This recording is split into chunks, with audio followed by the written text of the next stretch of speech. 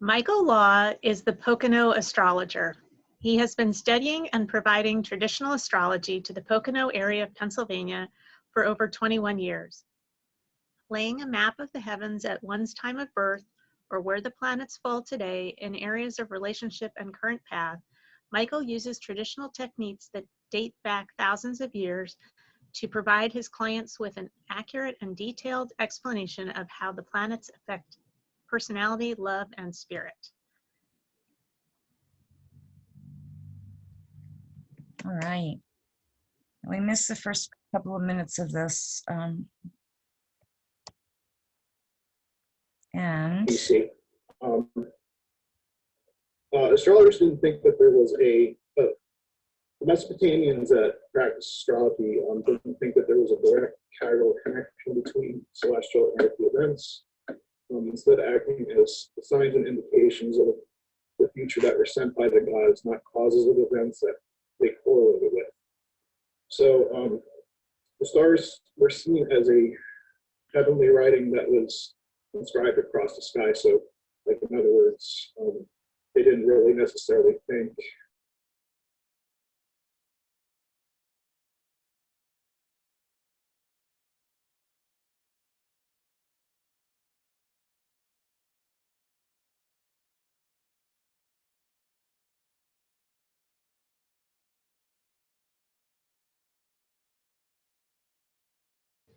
I think we lost audio.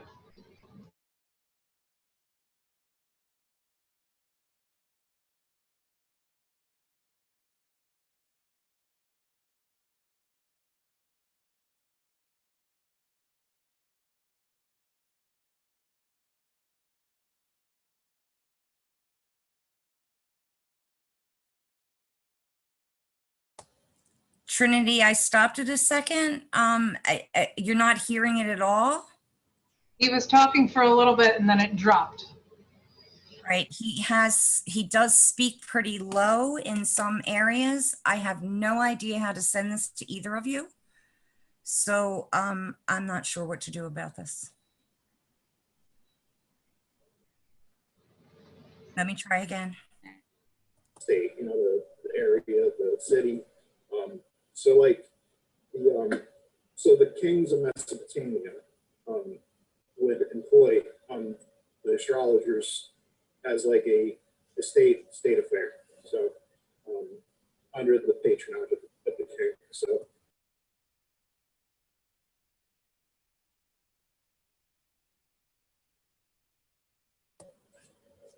can anybody see that? No. Down the bottom, it says share screen. Yeah.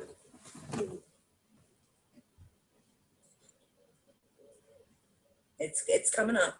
Okay. So I wanted to talk about the connection between astrology and astronomy from that period up until the 8th century. The astrology and astronomy were intertwined. In fact, that they all they were as one. So as an astrologer, you have to be an astronomer. So like they assume both duties. So like the side effects, the side effects of the study of astrology, they made, or about developing complex mathematical astronomy, because they didn't have, the Mesopotamians didn't have everything written down because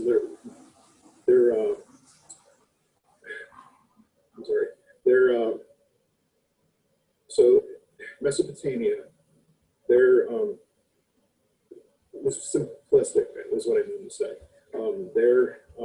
It was about studying solar eclipses, lunar eclipses. They didn't have everything recorded, so everything was very basic. It wasn't until like the 8th century that they started to record, what planet is in what sign, and the cycles of the planets, of how long it takes to circle the ecliptic. That developed later on. So then what happened was, like, along the way, what separated the two subjects, astronomy and astrology, it was because after the astrologers were able to map out and, like they,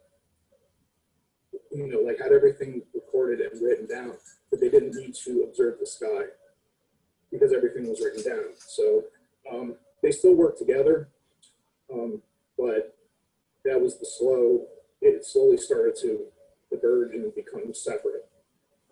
In today's times, astrologers and astronomers don't really quite get along, but it's just important to note that one time they were, one of the same. So,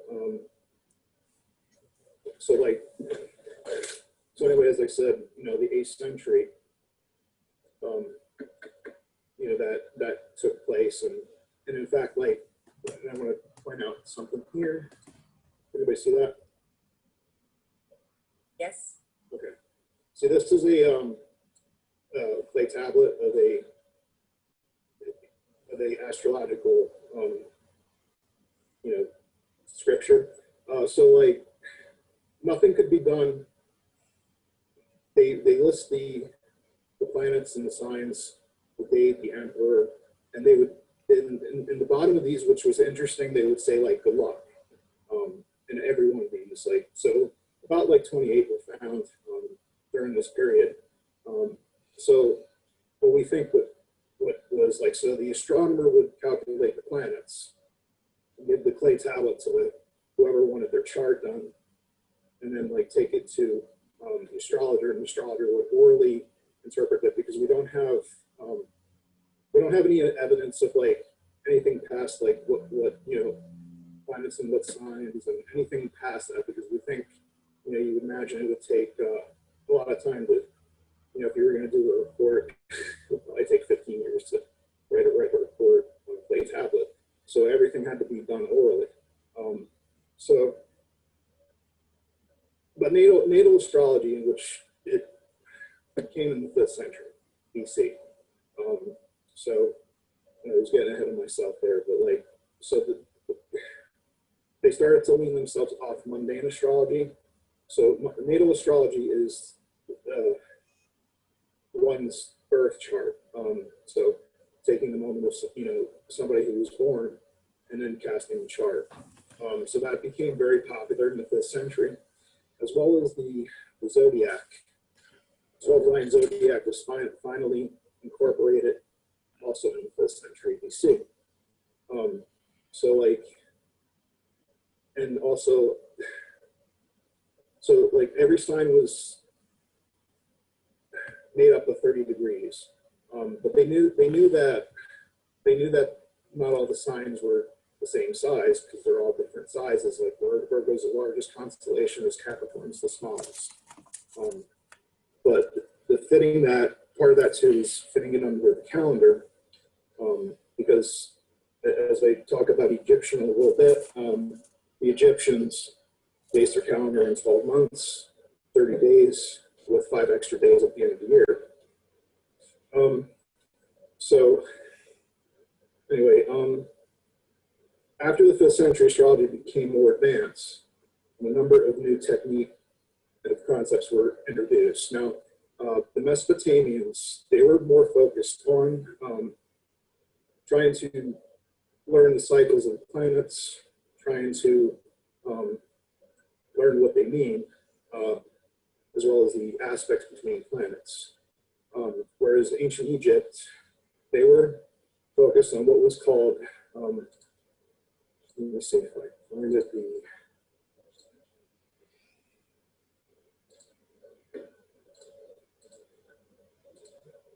the deacons, which this is the best example I could show you. Does anybody can see that? Nope, not yet. Right, is it now or no? Down the bottom, share screen.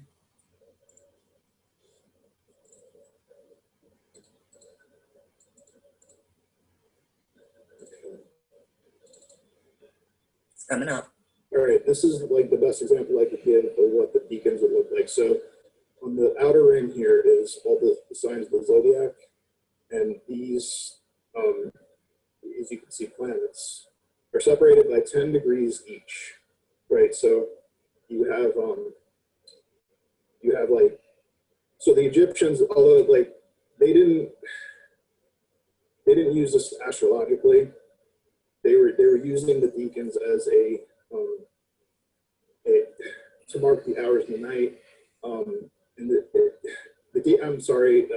deacons were also not just like the 10-degree signs, but also aligned with the fixed stars. So they were focused on the fixed stars and what hour of the night. So it wasn't until later that they started to associate these 10-degree segments into all the astrological signs. And also Egypt at the time, they were focused on the rising and culmination of the planets. So the setting of the sun, the rise of the sun, the rise of the planet. So each quadrant of, like where the planet was in the sky, Egypt was focused on what it means. So it was a precursor to, if anybody's familiar with astrology, it's the precursor to the 12 houses, which would then later become a part of the tradition later on. So then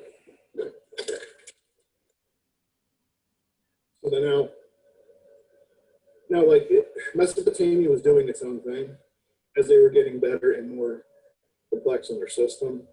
Egypt was sort of like adapting, and they were looking at Mesopotamia to, what they were doing. But I think Mesopotamia wasn't, because there was also language barrier between the two countries, the two areas, that, there wasn't a lot of communication between the two. But Egypt did take notice of what Mesopotamia was doing. So they started to adapt some of the things that they were doing, like the zodiac.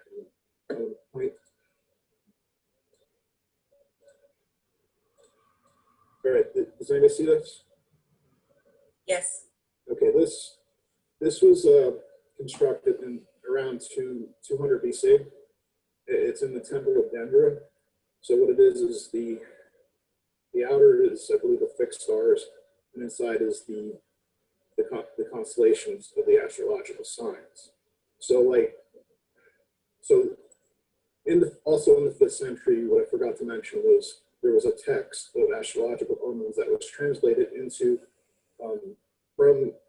Egyptian language and transmitted from Mesopotamia to Egypt. And also at the time when the Mesopotamians invented the zodiac, Egypt incorporated zodiac, into their deacon system. So now, like, I want to get to so after Alexander the Great conquered all of Persia, and they started to become the Greek-speaking language, that was when the two systems merged. Now, like, there's an argument in the astrological community about whether that was a sudden invention or it was gradually incorporated, because we don't have a record of, how it came to be. So it was roughly around the 1st century BC is when they started to, that it came together, and then you had this, complex system of astrology.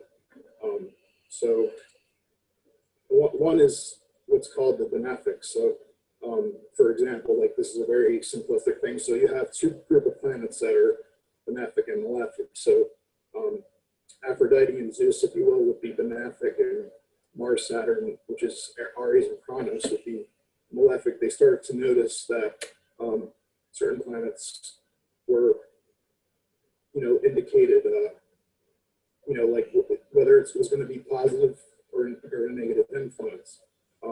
So, and part of that too is like the color. I think the color of the stars. So like Mars is like a very reddish color, whereas Saturn is like a brown. Whereas Venus and Jupiter are very, very light and bright. So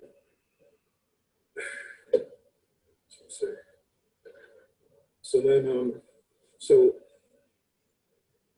like, so basically like, now like, so the Hellenistic tradition, it developed in itself. So it was very strong up until the 7th century when like, the Islamic Empire conquered, well, I should say, I'm sorry, Alexandria, the city of in Egypt, was basically the area where that astrology was practiced in the Hellenistic period.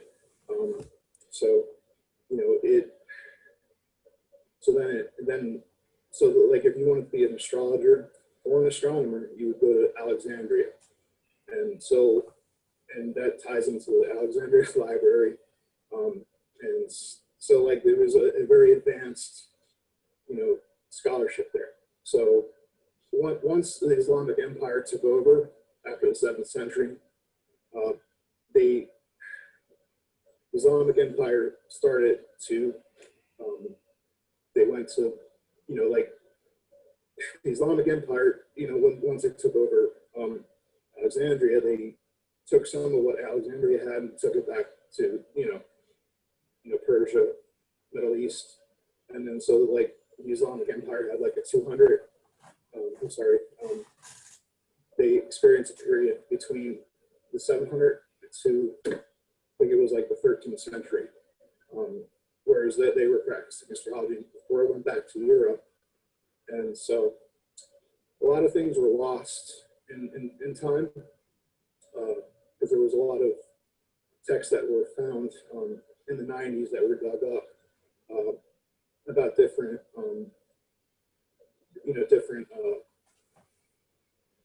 different texts involving like the techniques that we're just learning now that what the Mesopotamians and the Hellenistic astrologers did. So then when you're translating text from,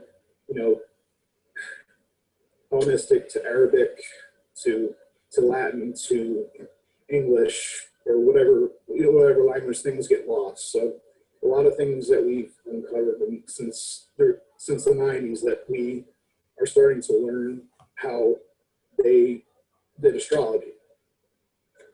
One thing, the fate and free will argument. I also forgot to note that, during the Mesopotamian period and the Hellenistic period,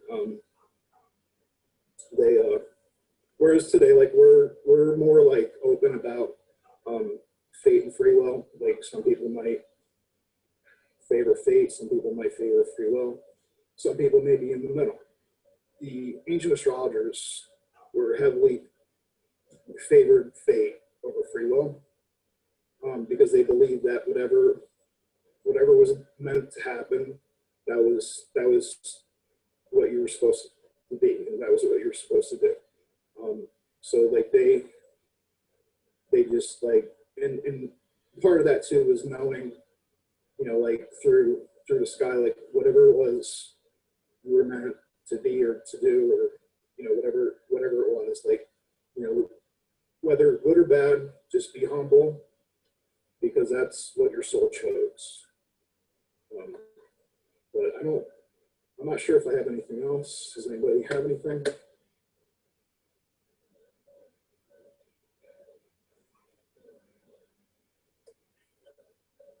So, Michael, we are recording this for tomorrow night. My understanding is, and there aren't a whole lot of people here, but does anybody have any questions for Michael? I'm not really sure if they're even at their computer at the moment.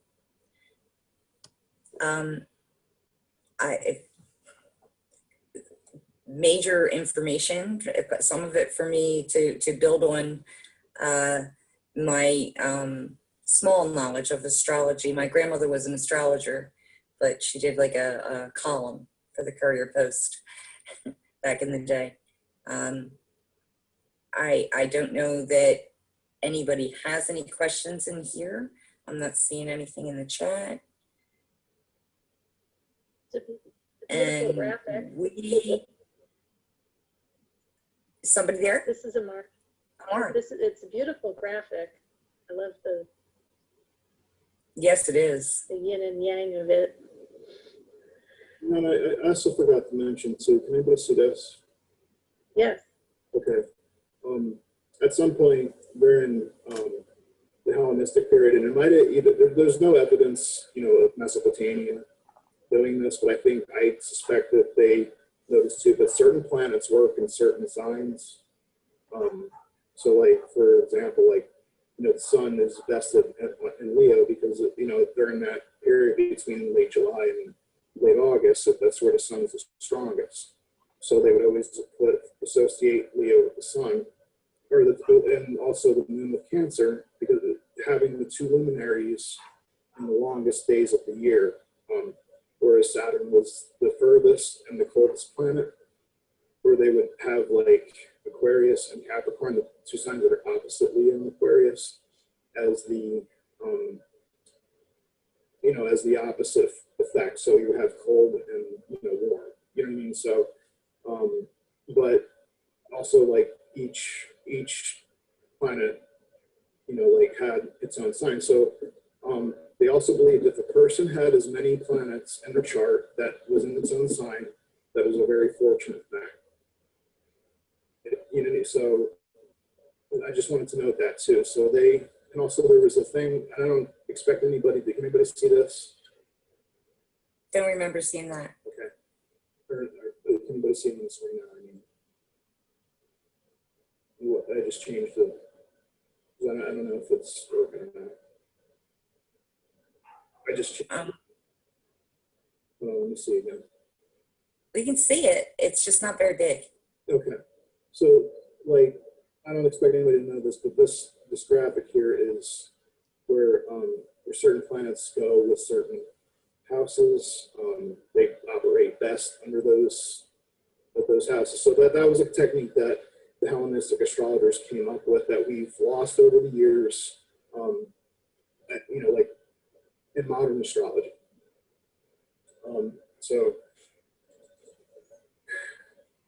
again, and this is another thing right here. So, like during the Hellenistic period, can everybody see this? Mm-hmm. Okay.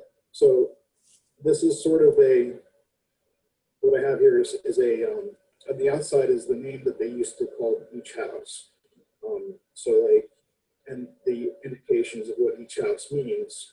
And nothing's really changed that much, but it's interesting that some of the wording that they had for like, and even in ancient times, because like, again, like I said, like this was all put together. You're putting Egypt and Mesopotamia together, and this is what you get. So you get the concept of 12 houses, the combination of planets. But, when they hit a certain point of the sky, the rulership scheme, planets working in certain signs. But like I don't want to go too much because I don't. Okay, there is a question here from Brian. I'm sorry, Brian. What is the origin of the deacons? And it says, what are your opinion of the effects of the precession of the equinoxes on astrology? Okay, so that was, they didn't have that issue, the precession, they didn't have that issue in ancient times because everything, like everything was aligned. So like the stars, so they move like 1 degree every, I think, 72 years.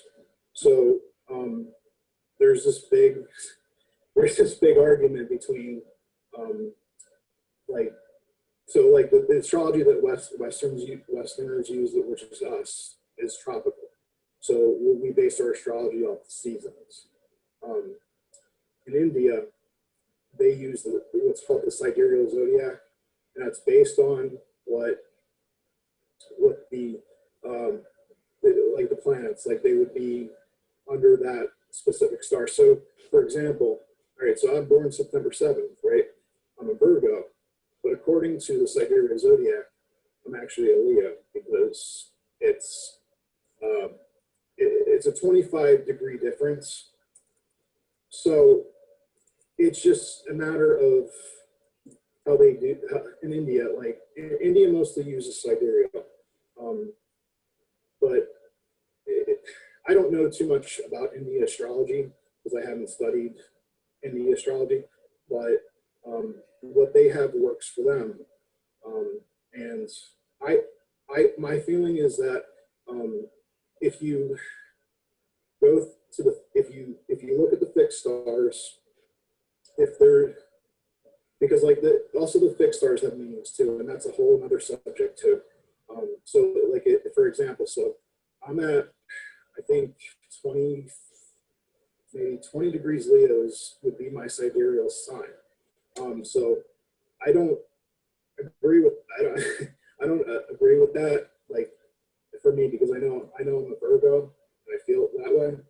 But I might look at that and think, okay, what does the fixed star around 20 degrees Leo indicate? Maybe that's what I would look at. I don't know if that helps answer that. All right, I believe Amora has another question. So I was wondering if you could talk a little bit about the star, I guess, Sirius, or the and because the Yeah, I was going to put that in my. they had this connection with Nibiru. Yes, well, I didn't get to it in my presentation, but in Egypt, so the flooding of the Nile happened it would flood what, from like June to September, I think.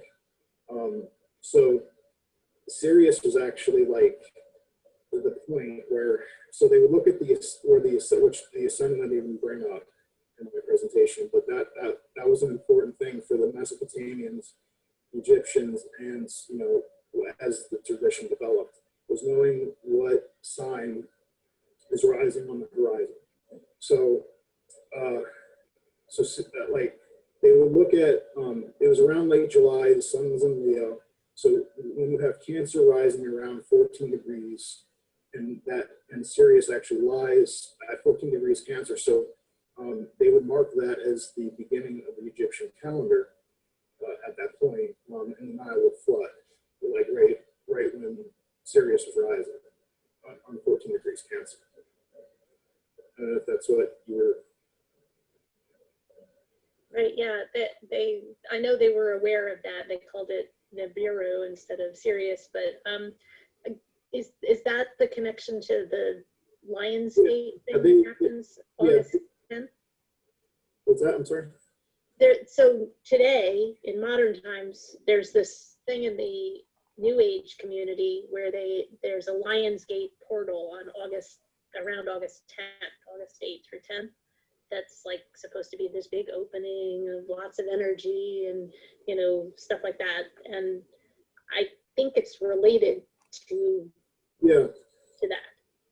Yeah, I don't know anything about what you were talking about, but I do know that. Can you excuse me for a second? Sorry. Sure. Yeah. I had a place in our Facebook page where we were talking about the Lionsgate portal.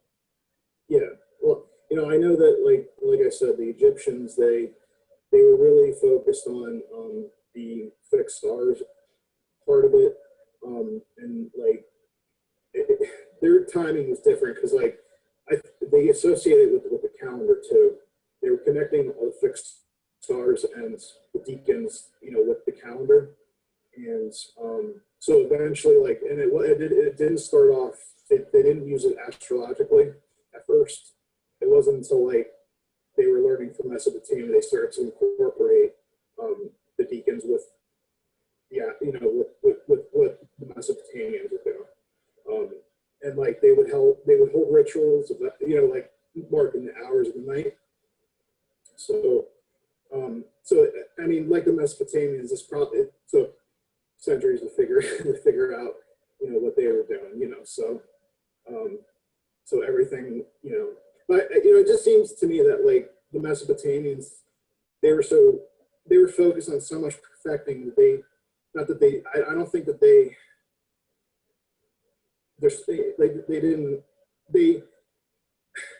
I don't think they counted out what Egypt was doing.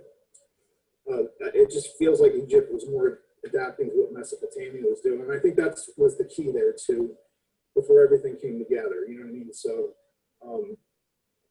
you know,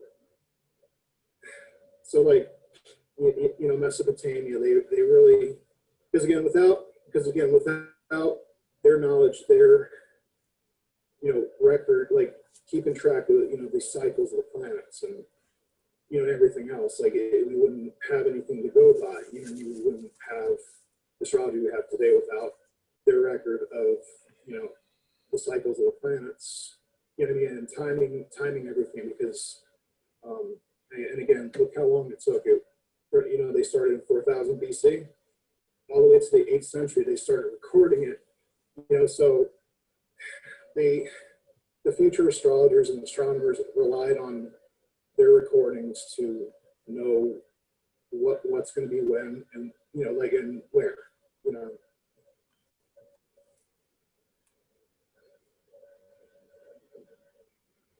Anything? Thank you.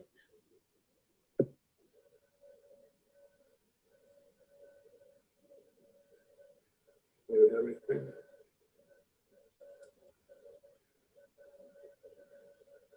Okay, Amar, should I stop you?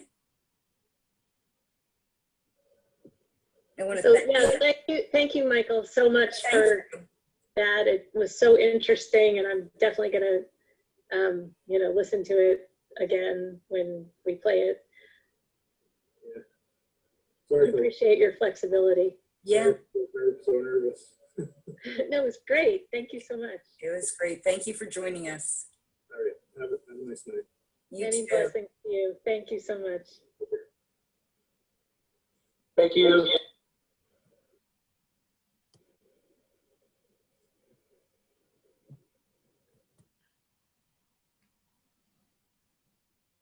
We're back to normal. So does anyone have, not that we don't have very much more time because the ritual will be starting soon, but I just want to check in and see if anyone has any comments. Because Michael's not here, we can't really ask questions unless Trinity has answers, which I don't know that she will, but maybe someone will.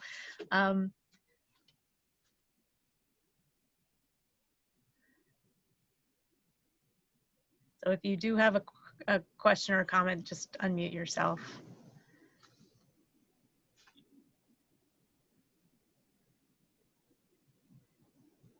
Priscilla says, I'm here, but I have no questions. Yep. Looks like Gaia's trying to unmute herself or something. Or flash us, one of those two. Nope, she's moving. She's on the move. All right, I think that means that we are pretty good. So we're going to take another bio break. We'll come back soon for the ritual of the